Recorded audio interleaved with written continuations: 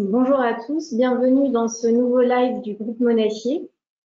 Je suis Barbara Beutzley-Croc, je suis consultante au sein du Centre d'études et de recherche du groupe Monacier et j'ai le plaisir de vous accueillir pour ce nouveau live consacré aux incidences de la loi de finances pour 2024 en matière de stratégie patrimoniale. Alors, comme vous en avez sûrement déjà entendu parler, la loi de finances pour 2024 a apporté des modifications importantes en matière de fiscalité patrimoniale et a pu semer une certaine confusion. Nous allons tenter ensemble, dans l'heure qui suit, de décrypter les incertitudes engendrées par cette loi de finances. Et pour ce faire, j'ai le privilège d'interroger trois experts. Maître Arlette Darmon, notaire associée à Paris et présidente du groupe Monacier. Monsieur Frédéric Doué, professeur agrégé à l'Université de Rouen en Normandie et membre du comité scientifique du groupe Monacier. Bonjour à tous.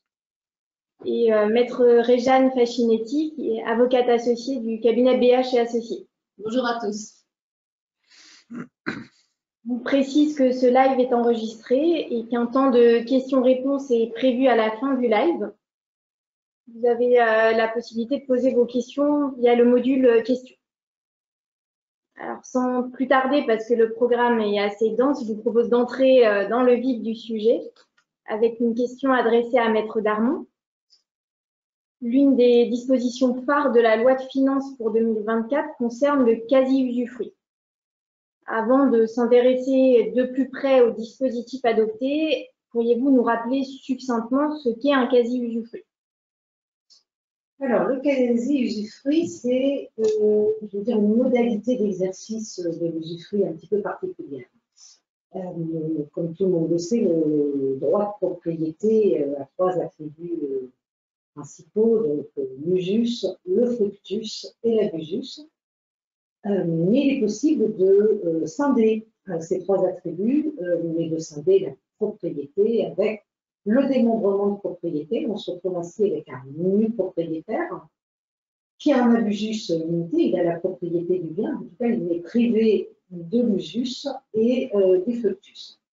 L'usufruitier, quant à lui, il a l'usus, le droit d'user du bien, le droit de l'occuper s'il s'agit d'un bien immobilier, le fructus, il a le droit de percevoir les fruits tels que les dividendes, les revenus fonciers. Donc à partir du moment où on a démembré, on a une position de l'usufruitier qui est assez importante. Normalement, il ne peut pas vendre sans l'accord du propriétaire, mais il peut en tout cas percevoir tous les revenus des biens et en user. Dès 1804, dès la construction de notre code civil, le législateur ne s'est pas trompé. C'est-à-dire qu'il y a des biens sur lesquels l'usus ou le fructus est assez difficile.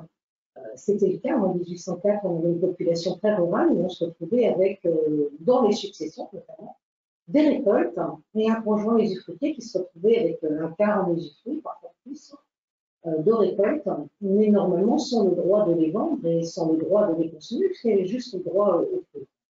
Et donc le législateur ne s'est pas trompé, mais il a prévu donc, dans son article 587 que dès lors qu'on se retrouve avec des biens consomptibles tels que les liqueurs, les récoltes ou l'argent, eh bien l'usufruitier pourra consommer la totalité des biens. En fait, il redevient en quelque sorte un plein propriétaire de ces biens. Il peut en disposer comme il le veut, comme il ferait un plein propriétaire, mais quand même, lui dit-on, il faudra rendre au nu propriétaire ce que tu lui as pris. Et donc, la restitution se fera à l'extinction de l'usufruit, en général au moment du décès, si on est sur un usufruit viager.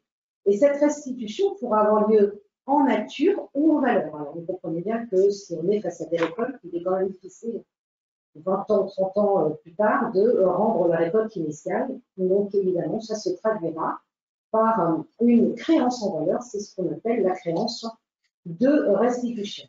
Créance qui a tendance quand même à agacer un petit peu l'administration fiscale dans ses schémas et dans ses montages, parce que, même si je l'ai dit tout à l'heure, l'usufruitier, quand il est quasi-usufruitier, il recouvre à peu près tous les attributs d'une pleine propriété. Il peut disposer des biens comme s'il était pleinement propriétaire, mais ce n'est pas vraiment un plein propriétaire.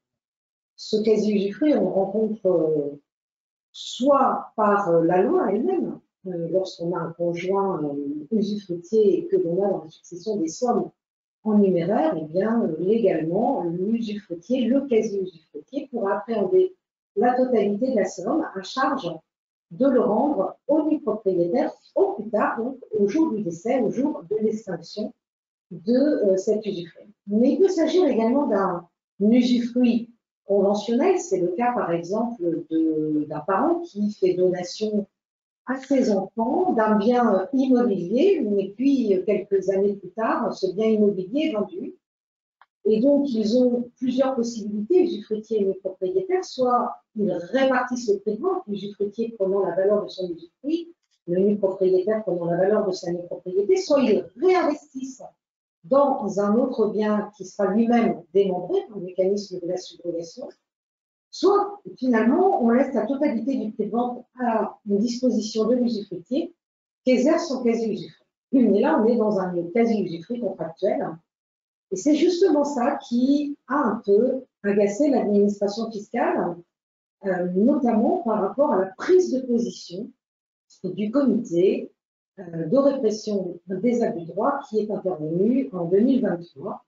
Le comité a à se prononcer dans une affaire où une maman avait fait donation à ses enfants d'une somme en numéraire, donc on est vraiment sur une somme en numéraire, sur laquelle elle a fait non seulement une réserve d'usufruit, mais une réserve de quasi-usufruit. Ce qui fait que rien n'a été donné au donataire, la maman est restée en possession de la somme, comme avant la donation, mais en leur disant finalement à mon décès, vous aurez une créance sur ma succession et vous pourrez aller vous faire payer cette créance de restitution sans payer de droits, puisque je les ai déjà payés au moment de la donation. Bien évidemment, madame est décédée, et puis l'administration fiscale a fait un contrôle, et bien, sans grand étonnement, l'administration fiscale a considéré que, n'ayant pas eu de dessaisissement, il n'y avait pas réellement de donation, que cette donation était fictive. L'affaire a été portée devant le comité de l'abus de droit qui, finalement, a pris une position totalement différente, considérant que la donation avait bien eu lieu et puis que la maman avait pris soin de laisser dans son patrimoine des biens qui permettraient de payer cette créance de restitution, donc il n'y avait pas abus de droit. L'administration s'est rangée à la position du comité de répression des abus de droit, mais cela a été de courte durée puisque dès la loi de finances pour 2024, elle a réagi. Merci pour ces rappels. Comme vous l'avez indiqué, c'est contrer cette position du comité de l'abus de droit et sans doute aussi par défiance de l'administration vis-à-vis du quasi-usufruit que le législateur a inséré un nouvel article dans le Code général des impôts, en l'occurrence l'article 774 bis. Monsieur Doué, pourriez-vous nous dire quelques mots de ce texte? Quel est son champ d'application exact? Alors, l'article 774 bis, qui est issu de la dernière loi de finances, fait déjà couler beaucoup d'encre, suscite déjà un certain nombre d'interrogations. J'y ai d'ailleurs consacré ma prochaine chronique pour la revue de jurisprudence fiscale et j'en suis à peu près à 16 pages de commentaires, donc vous voyez qu'il y a quand même beaucoup de choses à voir. Et le temps imparti ce matin, ou ce midi plutôt, ne permettra pas de voir toutes les questions, mais la boussole pour les praticiens, c'est déjà de retenir que cet article 774 bis du Code général des impôts constitue une exception au principe de la déductibilité des dettes. Donc, vous savez que civilement, on fait la distinction entre les dettes et les charges de la succession. Civilement, les deux sont déductibles. En revanche, d'un point de vue fiscal, les dettes sont déductibles, mais je n'entre pas dans les détails, les charges, en principe, ne sont pas déductibles. Donc là, on parle de dettes.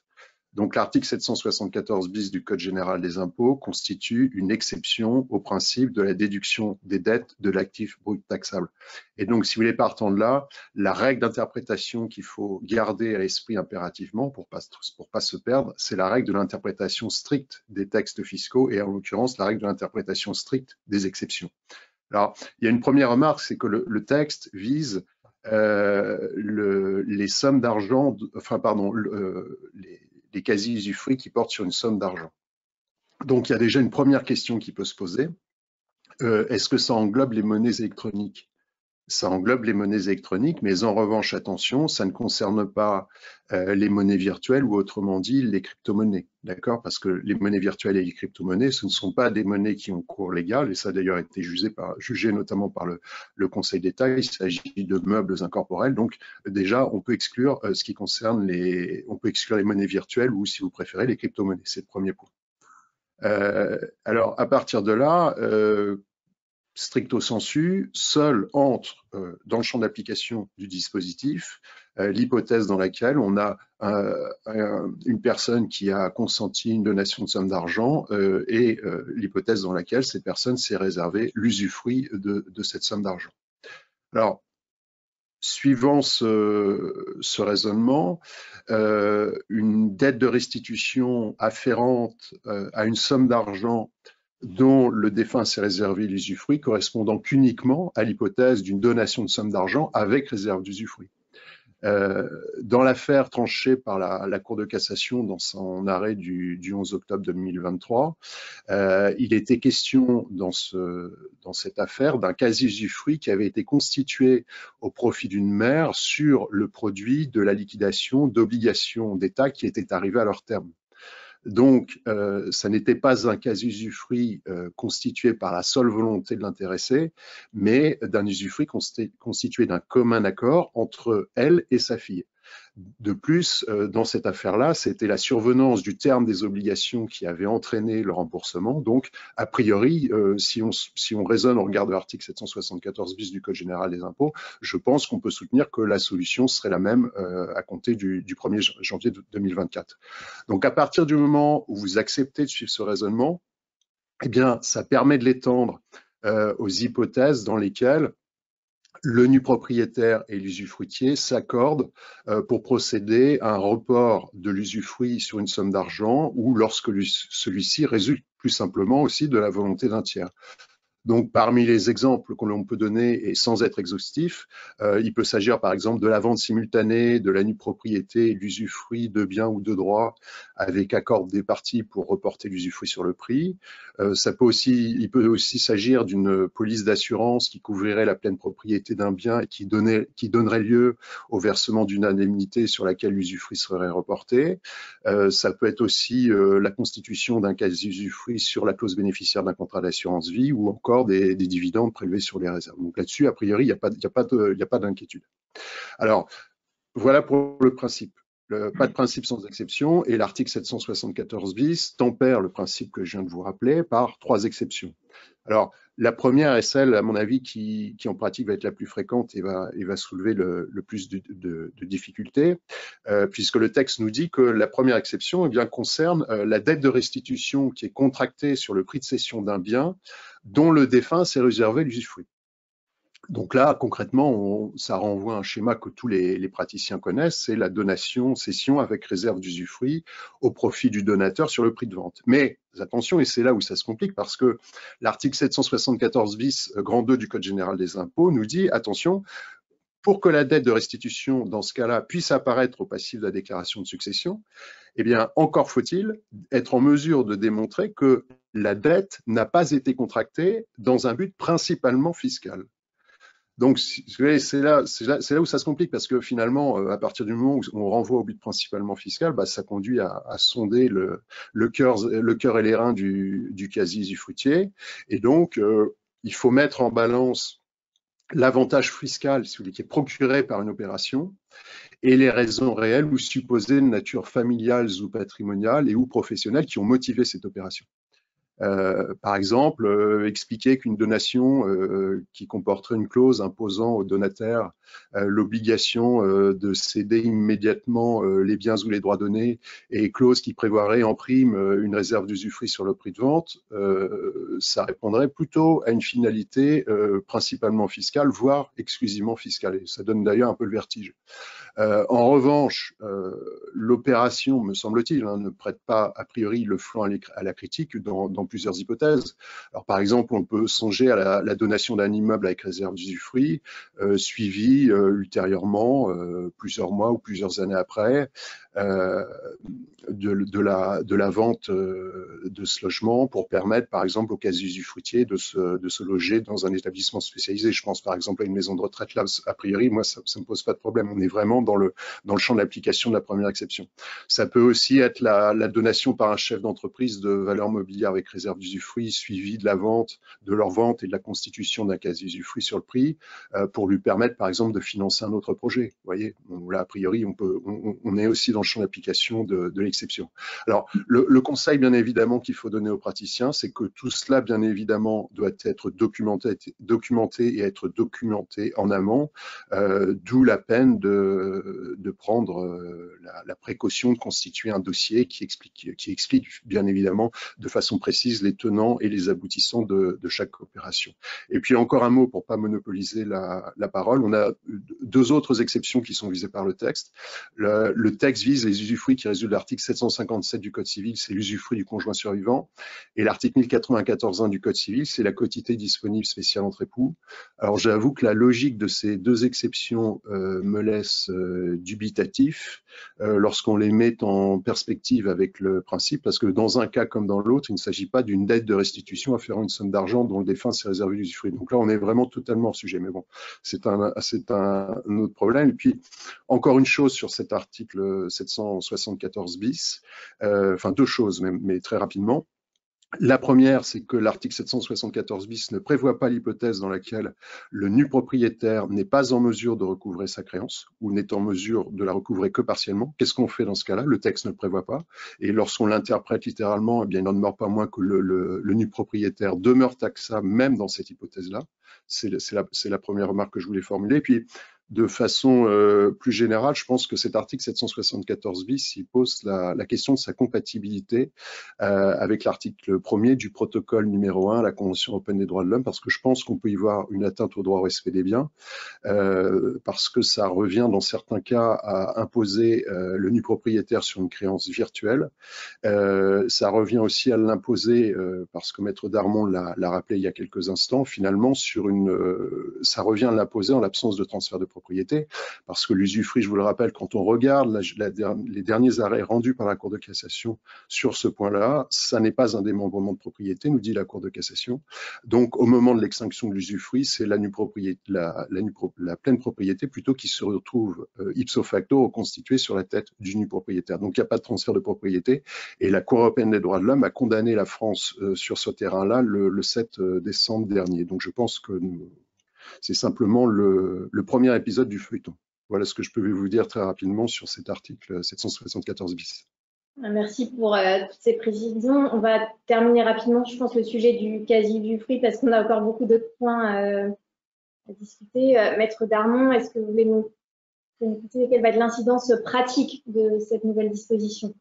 Oui, comme le professeur Frédéric Doué l'a dit, ça a des incidences importantes. Alors, outre le fait qu'il va falloir peut-être documenter de façon beaucoup plus importante les actes de quasi-usufruit qu'on réalisait jusqu'à maintenant, puisque je rappelle quand même que pour que cette dette soit opposable à l'administration fiscale, même s'il s'agit d'une dette légale, il est préférable de faire un acte de quasi-usufruit enregistré. Il va falloir motiver cette reprise des capitaux, notamment quand on parlait tout à l'heure de donation d'un bien immobilier, par exemple, revente derrière et puis remise des fonds à l'usufruitier. Il faudra motiver la remise des fonds à l'usufruitier, soit parce qu'il est dans une situation précaire, soit parce qu'il a un autre projet, soit parce qu'il doit se reloger. Mais il va falloir remotiver tout ça. Après, d'un point de vue calcul des droits de succession afférents à cette dette non déductible, jusqu'à maintenant, en fait, on portait à l'actif de succession, mais évidemment, les biens issus de ce quasi-usufruit qui n'avaient pas été consommés, ou pas d'ailleurs, parce qu'ils peuvent avoir disparu. Et puis au passif de la succession figurait cette dette de restitution. Là, en fait, c'est le nu propriétaire qui va devoir payer ses droits. le nu propriétaire n'est pas forcément héritier dans la succession. Hein. J'imagine une donation qui a été faite à un petit enfant. J'ai des enfants encore en vie. Mon petit enfant ne va pas venir à ma succession. Donc, il n'est pas possible de gonfler mon actif de succession de ces biens-là et de ne pas avoir au passif cette dette de restitution, sinon ça reviendrait à taxer les enfants qui ne sont pour rien. Donc, c'est bien le nu propriétaire, donc celui qui a reçu les biens issus de la donation, qui va le faire. Donc, il va falloir recalculer le montant des droits. Ça va être un petit peu compliqué. Il va falloir effectivement jongler un petit peu parce que la lecture du texte n'est pas très limpide. Je pense que le professeur Fabregues pourra confirmer. Je suis gentille quand je dis que la rédaction n'est pas limpide, on est de mauvais lecteurs, mais il reste quand même un certain nombre de choses à éclaircir. Le point positif quand même, c'est que, parce qu'on vous dit que vous devez payer les droits complémentaires, grosso modo, ça revient à taxer la valeur de l'usufruit qui n'a pas été taxée au moment de la donation, donc on va taxer la valeur de la famille propriété, mais on pourra quand même imputer les droits qui ont été payés.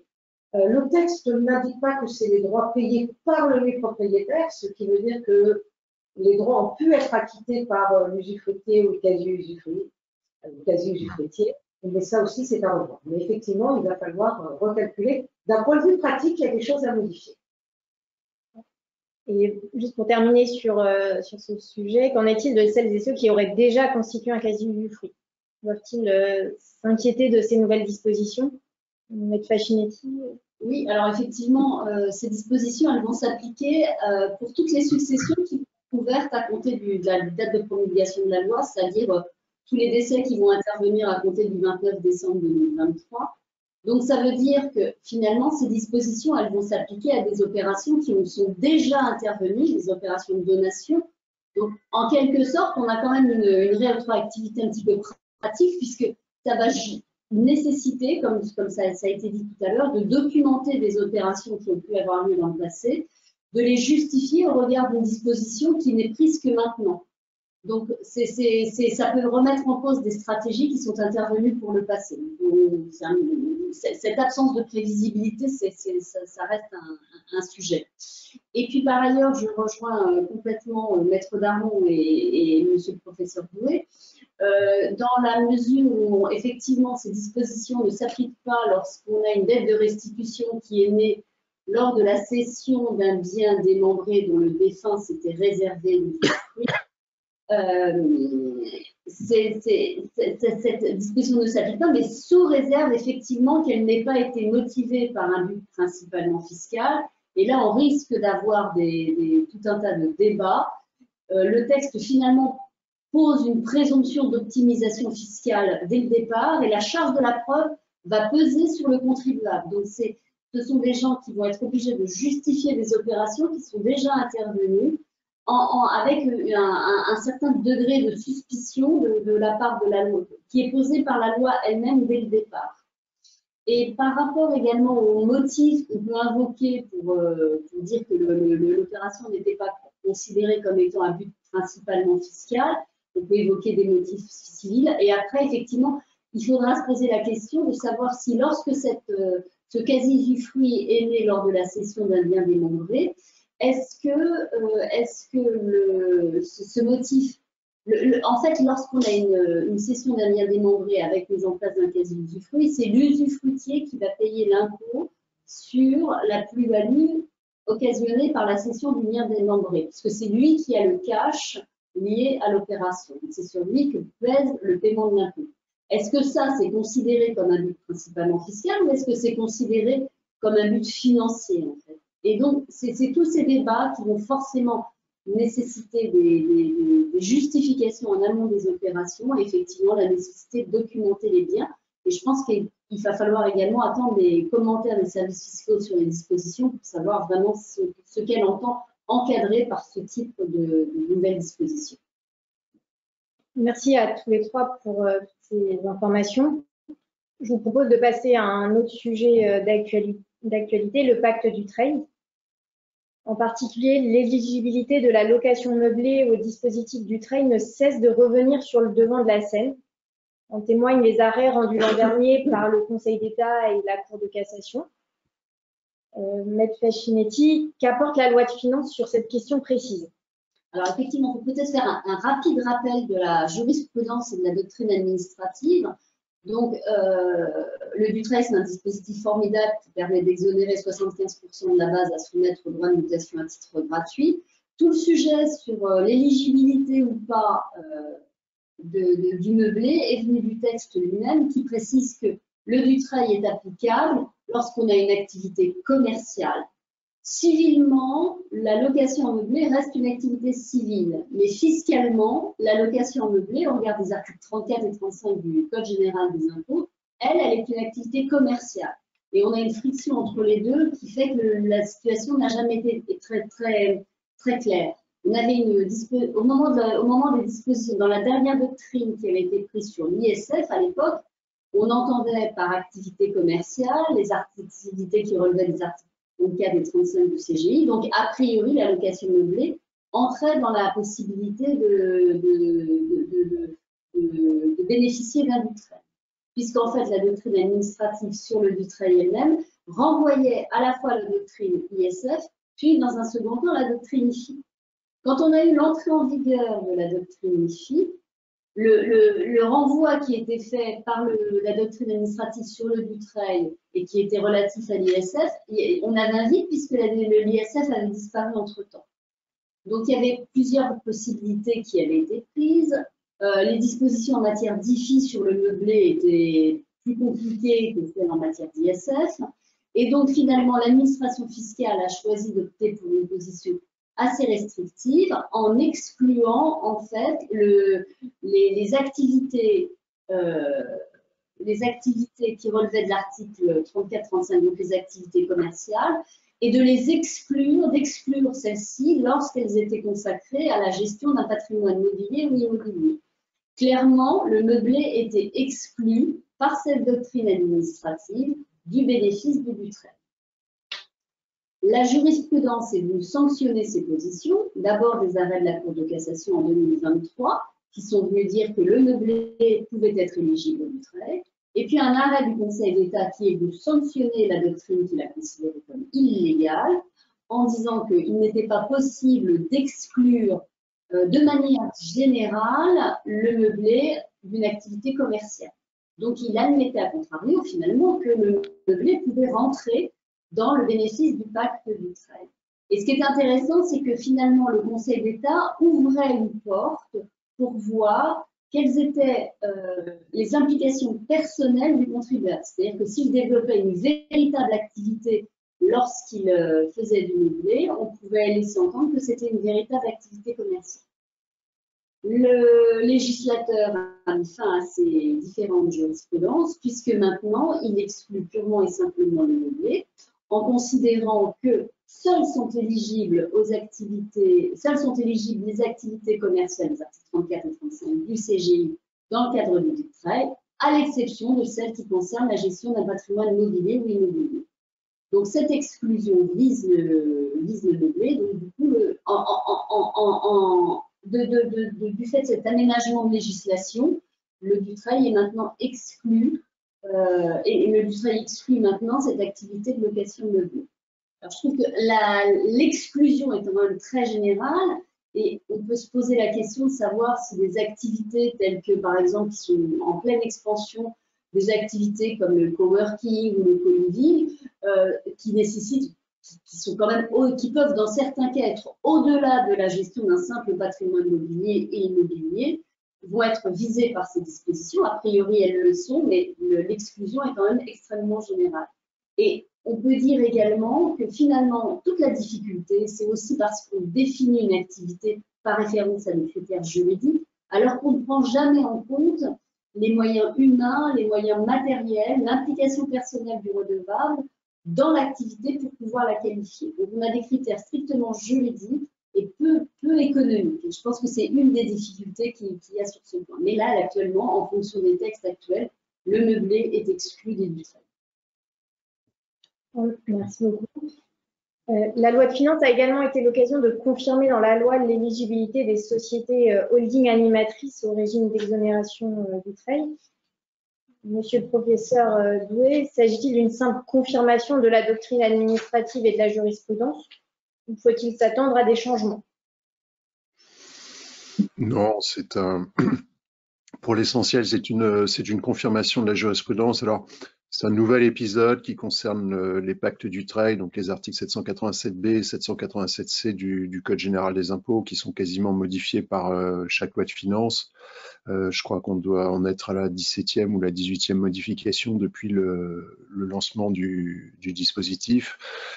Quand on regarde la jurisprudence de la Chambre commerciale de la Cour de cassation, je pense que l'année dernière, on peut dire que ça doit occuper 50% à peu près des décisions qui ont été rendues par cette Chambre en matière fiscale. Donc il y a vraiment un contentieux abondant sur cette question. Et donc la loi de finances pour 2024 s'efforce d'apporter deux précisions.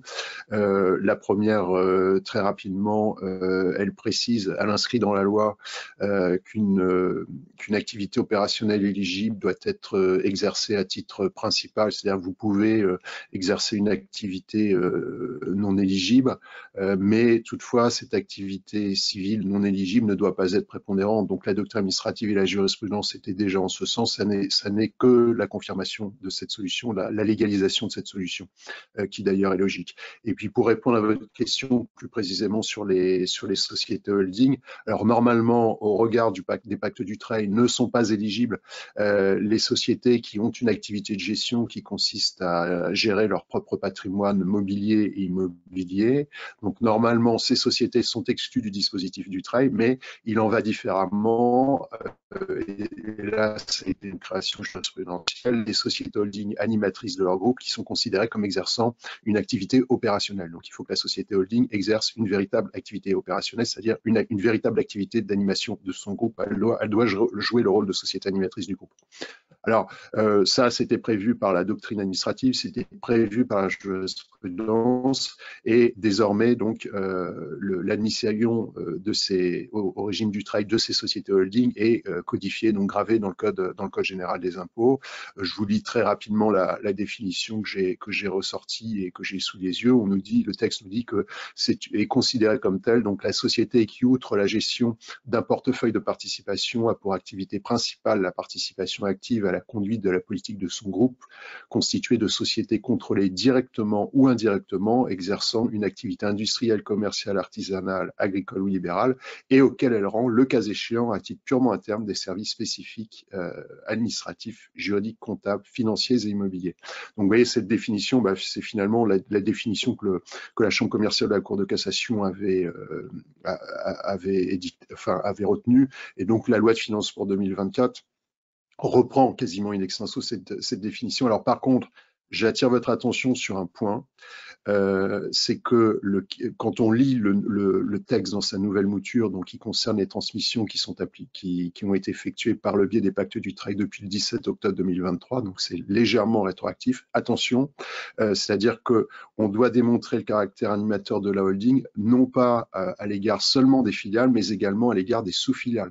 Ça veut dire que et c'est là où vous avez à nouveau un véritable travail documentaire qui est très important, c'est-à-dire que lorsque vous aurez un litige avec les services fiscaux sur le fait de savoir si votre société est effectivement animatrice ou pas opérationnelle du groupe, eh bien vous devez être en mesure de démontrer qu'elle joue le rôle de société animatrice de l'ensemble des sociétés du groupe et non pas simplement de ses filiales. Donc ça va vraiment poser un véritable problème de preuve parce que contrairement à ce que beaucoup de gens pensent, le simple fait d'avoir des conventions d'animation, quand on regarde la jurisprudence nous dit que c'est insuffisant.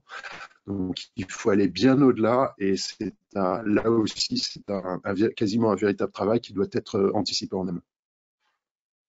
Merci beaucoup. On va terminer rapidement avec le sujet du trade parce qu'on a encore beaucoup d'autres sujets à évoquer. Maître Darmon, faut-il s'attendre à d'autres réformes du dispositif? J'aurais tendance à vous dire oui. Pourquoi je vais vous dire oui? Parce que je crois que le professeur Frédéric Doué l'a dit tout à l'heure, 17 ou 18 réformes, je crois qu'on est tous à 18 depuis l'entrée en vigueur du dispositif. Donc chaque loi de finances rectificative rajoute un petit peu, à tel point qu'on a une espèce de millefeuille dans les textes où parfois on a du mal à s'y retrouver. Enfin, on sent bien qu'il y a un malaise de l'administration sur ce texte. où malheureusement on a un besoin en fait de ce pacte du travail. C'est pas un cadeau fiscal qui a été fait au privable. C'est assurer la pérennité, la stabilité de l'actionnariat de nos entreprises. Et donc, oui, sur l'éligibilité de l'activité, peut-être que certaines personnes ont abusé en voulant absolument démontrer que leur texte enfin, que leur entreprise avait une activité commerciale, artisanale, et ce n'était pas totalement le cas, mais je pense que c'est un petit peu dommage. Mais ce sujet est un sujet récurrent. Et effectivement, l'administration tourne un petit peu autour. Mais voilà, moi j'ai envie de rappeler à nos contribuables et à tous les conseils que le pacte du trade, c'est un outil destiné aux entreprises, aux chefs d'entreprise, pour assurer la pérennité de nos entreprises françaises. Donc de grâce, n'essayons pas d'étendre tout ça, il faut avoir une activité commerciale artisanale.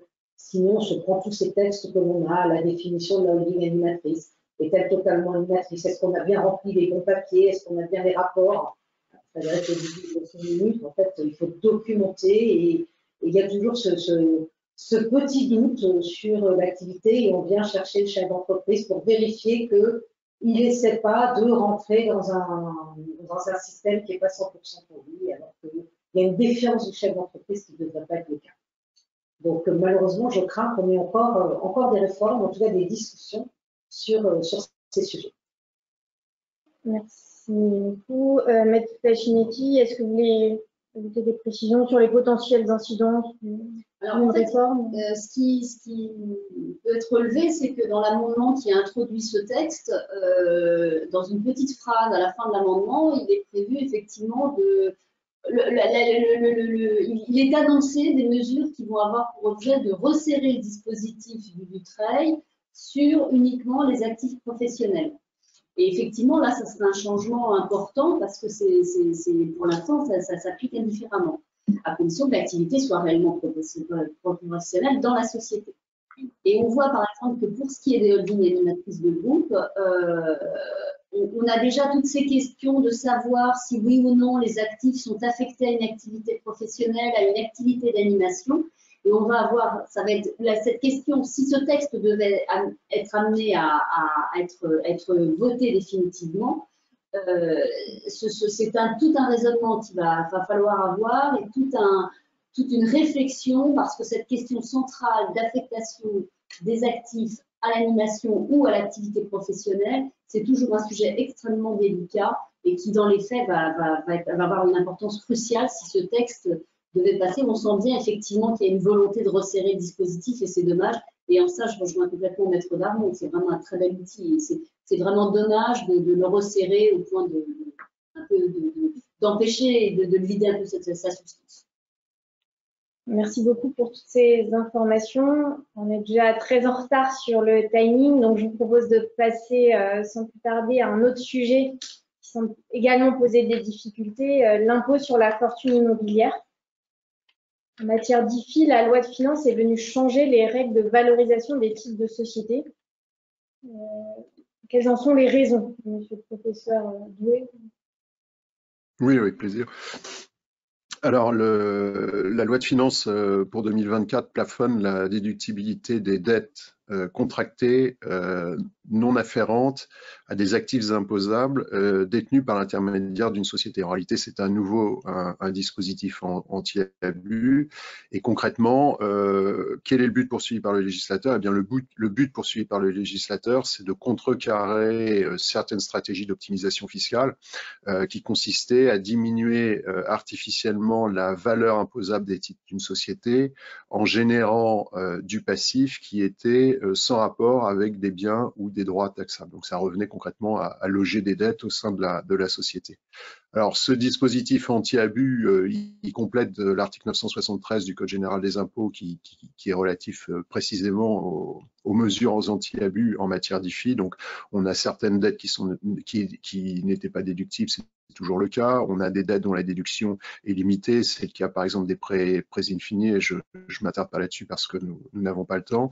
Et donc, la loi de finances pour 2024 a étendu le dispositif anti-abus en prévoyant dorénavant, donc à compter pour l'IFI 2024, que pour la valorisation des parts ou actions, il n'y avait pas lieu de prendre en compte les dettes contractées directement ou indirectement par un organisme ou une société et qui ne sont pas afférentes à un actif imposable.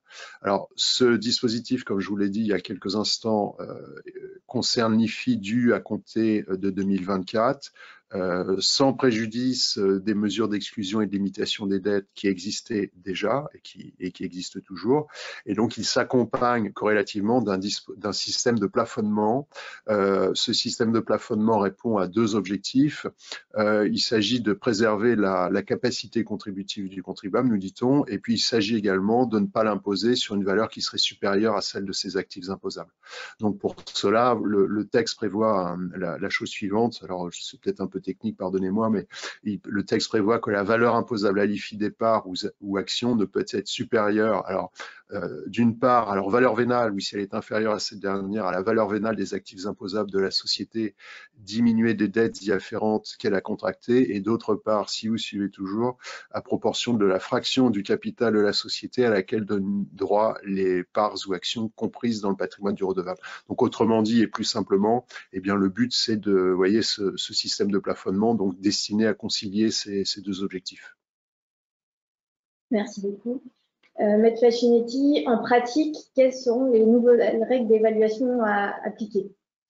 Ce sont celles qu'a expliqué le professeur Doué. Effectivement, il faudra déterminer la valeur et puis ensuite appliquer ce double plafond. Ce qu'on peut dire, c'est qu'il va falloir faire vraiment du cas par cas pour voir quel va être l'impact réel de ces dispositions.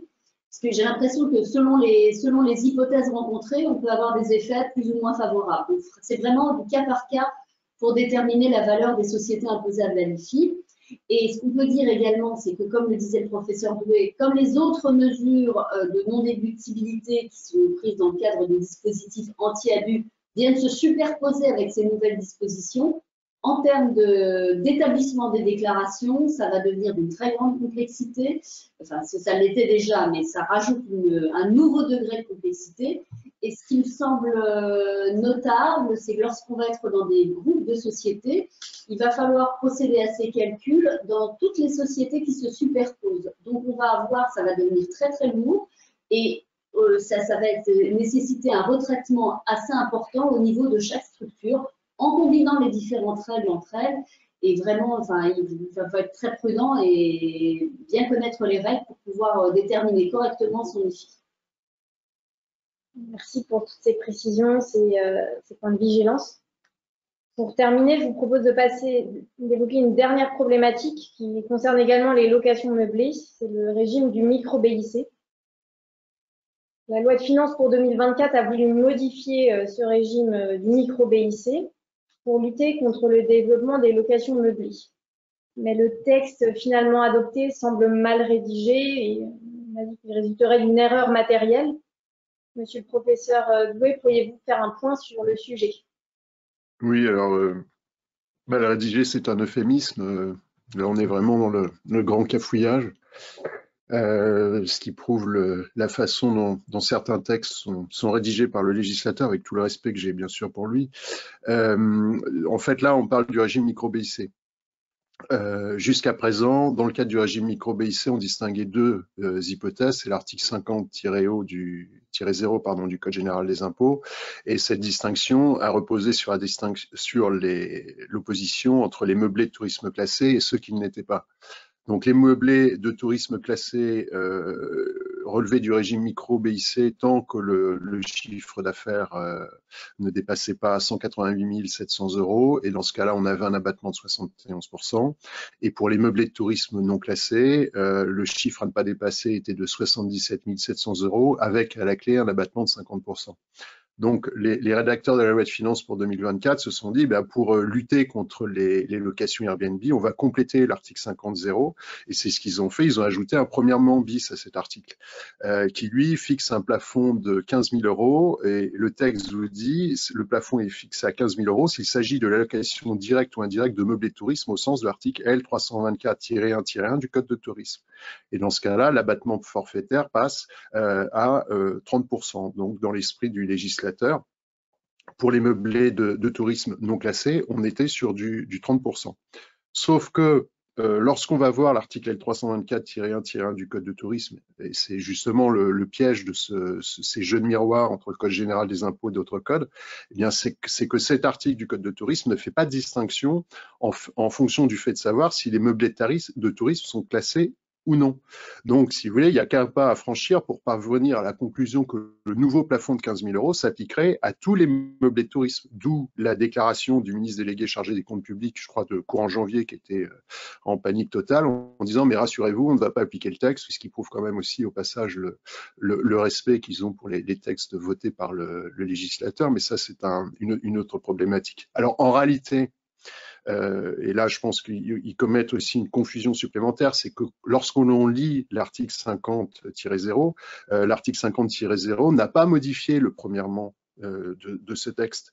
Et ce texte continue à fixer la limite à 188 700 € comme auparavant, s'il s'agit donc d'entreprises dont le commerce principal est, etc., de fournir le logement, à l'exclusion de l'allocation directe ou indirecte de locaux d'habitation meublés ou destinés à être loués meublés, autres que ceux mentionnés au deuxième et troisièmement du grand 3 de l'article 1407.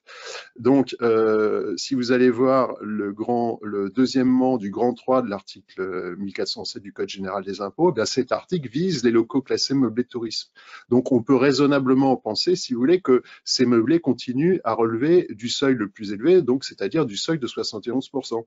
Mais le législateur qui s'est pris les pieds dans le tapis a oublié une chose, c'est qu'il s'est dit, on va accorder un abattement supplémentaire de 21% aux meublés de tourisme classés situés dans certaines zones rurales. Donc, si on interprète littéralement les textes, eh bien, on arrive à un abattement quand même assez intéressant de 92% à l'égard de ces meublés de tourisme classés qui sont situés en zone rurale. Donc, vous voyez, tout ça, c'est vraiment le grand cafouillage, et je pense que, bien évidemment, on va avoir à nouveau une réforme pour remettre tout ça au cube et au carré. Et en parlant de réforme, est-ce que la proposition de loi qui vise à remédier au déséquilibre du marché locatif, adoptée fin janvier en première lecture à l'Assemblée nationale, règle ce problème? Non, elle ne règle pas du tout le problème parce que, si vous voulez, cette proposition de loi, en fait, part du postulat que ce que voulait le législateur était correct, mais en réalité, ils font abstraction, si vous voulez, du fait de ce que je viens de vous indiquer, c'est-à-dire que le premièrement du texte n'a pas été modifié et qu'on continue donc à avoir ce cafouillage, si vous voulez, entre les meublés de tourisme classés, ceux qui ne le sont pas, et ce jeu de miroir avec le Code du tourisme et l'article 1407 du Code général des impôts. Donc en réalité, ça, à mon sens, ça ne fait qu'aggraver que rendre encore plus obscur le débat qui n'avait pas besoin de l'être. D'accord. Alors, merci beaucoup à tous les trois pour vos réponses. Je vous propose de passer aux questions qui ont été posées par les participants. D'ailleurs, je vous rappelle que vous avez la possibilité, via le module questions, de poser vos questions par écrit. Et ensuite, à la fin, je laisserai la parole à Maître Darmon pour un petit mot de conclusion. On a eu plusieurs questions sur le champ d'application du 774 bis sur le casier du fruit, notamment au regard de la clause bénéficiaire démembrée. Elle rentre dans le champ d'application du texte. Est-ce que l'un de vous veut y revenir? Oui, alors, on n'est pas sur une progression de somme d'argent numéraire, donc je pense que tout au plus est-on dans le deuxième alinéa qui prévoit effectivement qu'il faudra justifier qu'on a des motivations autres que fiscales là-dessus, mais on est vraiment sur un capital d'essai avec un bénéficiaire en usufruit qui est désigné. Quand même assez facile de démontrer qu'on peut les protéger. Le conjoint survivant lui laissant à la disposition, par exemple, de capitaux pour qu'il puisse s'acheter un autre logement, remplacer la retraite perdue, tout en assurant quand même la transmission aux enfants. Donc, on est dans ces cas où il faudra justifier. Et on a eu la même question pour le contrat de capitalisation. C'est le même principe, à la différence que là, on n'est pas sur un capital d'essai, mais je pense qu'on est sur un rachat de contrat de capitalisation, puisqu'il n'y a pas de clause bénéficiaire dans le contrat de capi. Donc, certainement que le sujet visé, c'est une donation d'un contrat de capitalisation avec une réserve d'usufruit, et ensuite un rachat et la mise à disposition au profit du quasi-usufruitier. Donc là aussi, il faudra motiver. Merci beaucoup. Une question en matière d'IFI. Alors, est-ce qu'une société SAS créée entre les mains d'une famille pour éviter une indivision peut payer l'IFI sur l'immeuble de rapport qu'elle possède et dont les membres de la famille sont actionnaires? Je peux répondre. Qui veut, hein. Effectivement, le fait de mettre le bien immobilier dans la SAS ne va pas du tout dispenser du paiement de l'IFI dès lors qu'il s'agit d'un immeuble de rapport destiné à la location. Donc, non, la solution de glisser le bien dans une SAS ne résout pas le problème.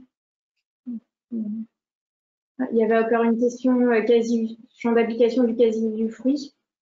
L'article 774 bis s'applique aux distributions de réserve sur les titres démembrés. Oui, alors on est sur des. La distribution de réserve, ça a toujours été un sujet difficile parce que des revenus qui auraient dû revenir aux associés et qui, à un seul raison, ont été laissés dans la société pour assurer la pérennité. Déjà, il faudra regarder ce qui est indiqué dans les statuts sur l'usufruitier qui a vocation à appréhender les réserves. Là encore, on sera pour des liquidités et sur des sommes numéraires, donc il faudra toujours raconter une histoire. Bien noté. Merci beaucoup. Peut-être une question, on va prendre une question sur le. Alors, on n'aura pas le temps forcément de toutes les traiter, mais pour les questions où on n'a pas répondu, n'hésitez pas à revenir vers nous. Une petite question sur le micro-BIC. Il y aurait un recours pour excès de pouvoir introduit contre les commentaires au BOFIP que vous avez évoqué, monsieur le professeur Doué. Si ce recours en excès de pouvoir va au bout et que le BOFIP est annulé, est-ce que l'administration remettrait en cause les déclarations qui auraient profité de la tolérance pour 2023?